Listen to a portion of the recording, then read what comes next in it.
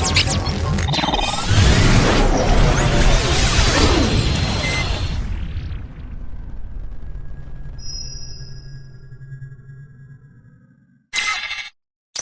is up, everybody? Welcome back to Eclectic Beard Gaming Reactions. This go around, we'll be looking at Fred Dibnah again. This is the third part, I believe, to the last one that we looked at of him laddering the chimney. Now it's how to erect the chimney scaffold. Before we go any further, like, subscribe, notification bell. Before we get into it, I'm just going to say this. This cat, just looking at the videos that I've looked at so far, and then reading the comments. I love reading the comment section, especially... It really doesn't matter because y'all leave so much cool stuff in there, whether it be backstory or personal anecdotes on like either your dad or your dad knowing Fred Dibnah, or you yourself having talked to him and stuff like. It just seemed like a real down to earth fella, like really nice down to earth dude. So I enjoy reading y'all's comments and y'all's anecdotes and stuff like that, of personal stories of either meeting him or watching him back in the day. So it gives me even more motivation to take and look at the stuff, because whenever it's somebody that's that relatable, it's hard not to take and be like, all right, cool, let me hurry and get to the next one. So here we go, let's get into it. Next day, Fred got underway with a big chimney maintenance job, which would help to finance the building of his engine, and which he seized as a golden opportunity to offer instruction on the art of putting up scaffolding. Now I look around and sort of lots of scaffolds at the top of chimneys that have been erected by so-called steeplejacks look like a bloody biplane's crashed into the top, and there's pipes going all over the show, all different directions. No square or symmetrical about the thing. And life went by, and one day I met the man who sort of had been a draftsman, and he'd only ended up in this crazy job through his father-in-law were a bit stuck, who were a steeplejack, and he'd gone help him out, and he was like a bit of a cut above the rest with the grey matter, and he explained to me with a piece of chalk on the cobblestones in a mill yard in Bolton how you put the ladders up and how you put the staging up round the top of a chimney. First thing I've got to do is get me bosun's chair up, and then I'm dangling in a position somewhere round about here on me 3 bits of rope and a little... You're that far up and you're just dangling? You're dangling that far? Bruh. Huh. Woo! Like I've said before, this, like, gonads of just titanium. I understand, too, that's just the way things were done back in the day. And as has been pointed out in the comments, yes, somebody that's very competent and doing a job like this, you're going to have probably actually have less accidents than what you'd have with modern safety regulations. Board. I have then got to chisel 4 holes into the brickwork, 6 inches apart in a vertical plane and a couple of foot apart the other way. And the next thing, up comes 4 iron pins or iron dogs. The purpose of these is to support a great balk of timber, which will come up next, you see. Put one of these dogs or pins in the hole on the left-hand side of the ladder.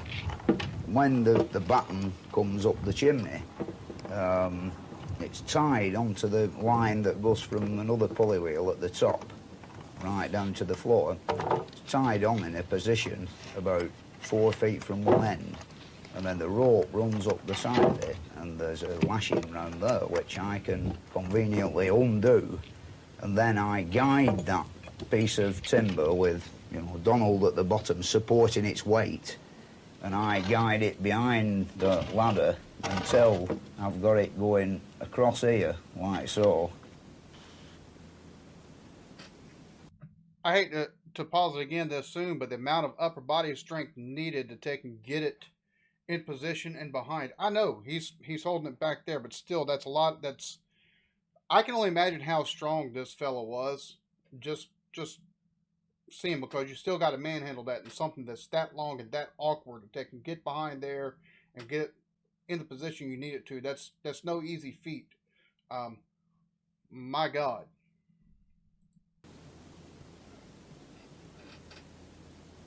And then I put the next pin or dog underneath that side of it, 2 more over the top.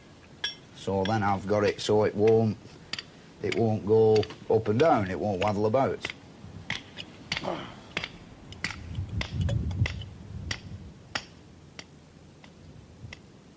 In a boatswain's chair, if you've looked after all the rope and all the tattle, you have a beautiful sense of security, because rope will hold a couple of ton and you weigh nowhere near that, and like really pays you to look after your equipment, because like if that bloody rope breaks, you're dead.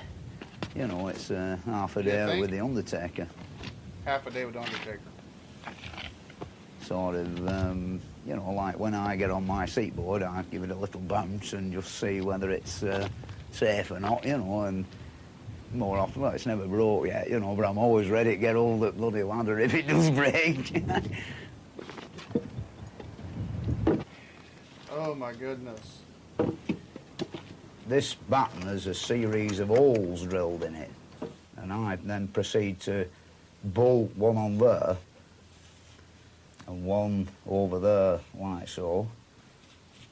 And then I'll lower myself down on my boatswain's chair and mark a suitable joint at the bottom and knock a pin through there and a pin through there. So I've then got that like all braced up quite solid.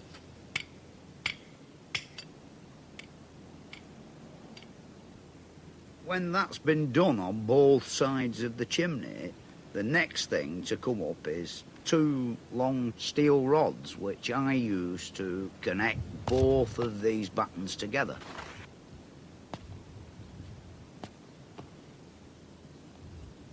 And I've got this big iron rod and I've got to send it over to the far batten. And that means maybe 14 feet across, or 12 foot on a reasonable chimney stack.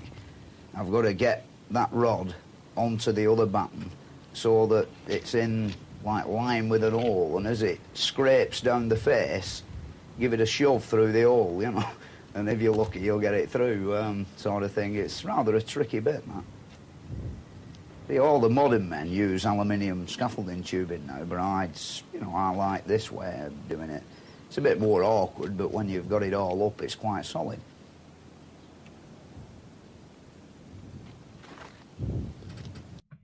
I'll say this: I actually worked for a company, and we did scaffolding. That's what we did. We did scaffolding, and like I don't know how you would. I mean, you would have to take in for the aluminum scaffolding on this. You would have to take and drill into that brickwork. Like you would have to take and drill into that existing brickwork to actually get an anchor point to take and set that first leg to build everything else off of. Him using the wood like that, I'm almost willing to bet that his method's probably more sturdy than what that aluminum was, or what the aluminum is, because having to take and drill into that brickwork, unless you go from the very bottom all the way to the top of that. And trust me, yes, they do the they will do that with scaffolding. But they've got anchor points, so unless you're bringing it down, if you're just doing repairs or something like that, then you kind of defeat the purpose, because you've got to take and that's a good bit you'd have to fill in, and possibly even damage brickwork and stuff like. That's just the way he's doing it. I wouldn't want to be the one setting it up. That's all I'm gonna say, because that's hecka high. However, I can see where his method would actually be more stable and secure than the new aluminum ones. I've worked with the ones where they're, aluminum or steel and stuff like that, and it's that harder metal. But the thing about it is, having to take and drill in, or the way you have to set some of the anchors to actually get it, especially to hang off of a structure like that. No thanks. Because Because once you get so much weight on it, well then, yeah, that's So I have a feeling his way is actually probably a little bit more sturdy, and probably doesn't take and do as much damage. So if you have something happen, I have a feeling it would hold up better and not come out possibly as easily.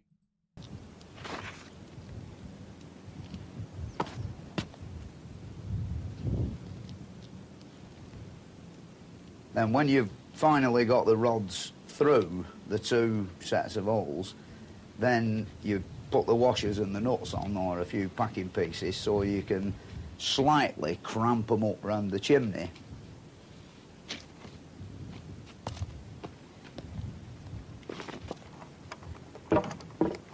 Then after we've got the 2 battens on and bolted together, the next stage of the game is planks, which form like the platform that you walk on, come up one at once, of course, because some of them like 16, 18 feet long.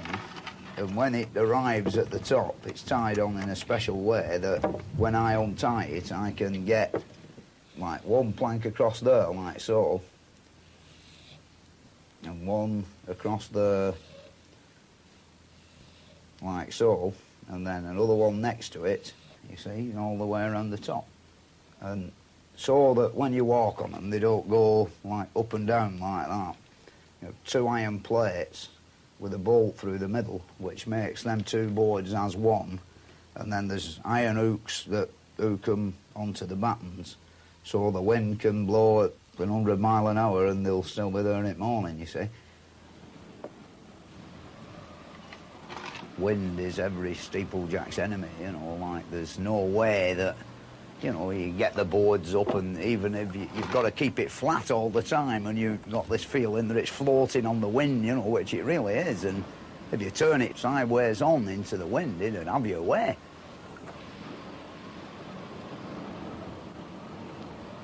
In a wind like today, sort of older chimneys, you know, you get about 2 or 3 inches swaying about, you know. It's actually all the chimney stacks swaying, you know, from side to side. You have that feeling that there's something not quite right, you know, as though you've had about 5 pints of beer, like, you know, you think, that's you know, just something moving somewhere, sort of thing. And, you know, it's all the bloody lot going like this.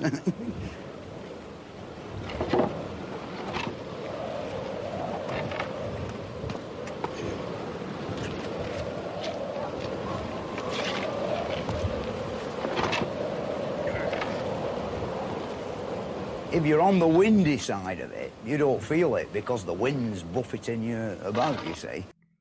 you can hear the howl of that wind. I can only imagine being in one of those bosun's chairs with that kind with wind howling like that through there. That's you're already having to take and push yourself side to side. So unless you've got your legs wrapped around something or you constantly got your like I can imagine taking and going to swing over to a spot and that wind being kicking like that and you having some issues, or even trying to take and get your board placed and have the wind howling like that. Like you said, the wind being a problem, I can imagine it taking and just carrying that board away and trying to carry you with it. But if you go around in the slipstream and sit on the stage nice and quiet and just lean against the wall, you can feel it moving, you know, rocking. Nice. A big gust and you'll feel it go right over, and then there's a bit of a lee in the wind, you feel it come back. It's quite unbelievable, you know. There's not many people experienced out like that.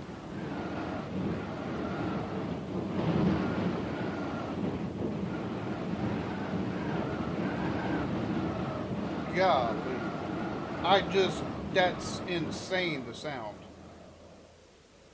When we've got all the big planks in position, on the large diameter chimney, there's a great gap in the corner, so we've got 4 boards called corner boards that fit across the corners, you see, like so, which, like, stops you falling through the hole in the corner.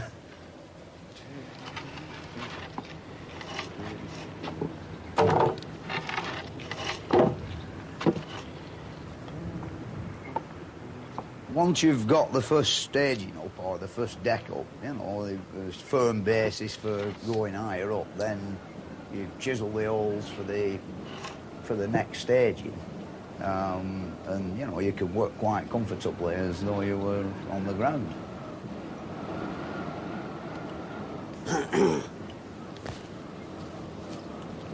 When I've done it, when I've got all the gear up, you know, to me, it's a bloody magnificent achievement, you know. You've, like, really got the world. Get a hint of vertigo. Just, as you look down right there, it goes, God! Oh, God. Like, you just see straight down like that, and it's like, it's on the screen, but it's like, woo. Alright, so there we have it, Fred Dibnah. Now this, if there's more to this, like I've looked around. This is what I found on how to erect a chimney scaffold. Now I do see the one, drinking and climbing, and I will look at that at some point in time in the future. Probably let this rest for a little bit just because I've looked at so much of him so soon.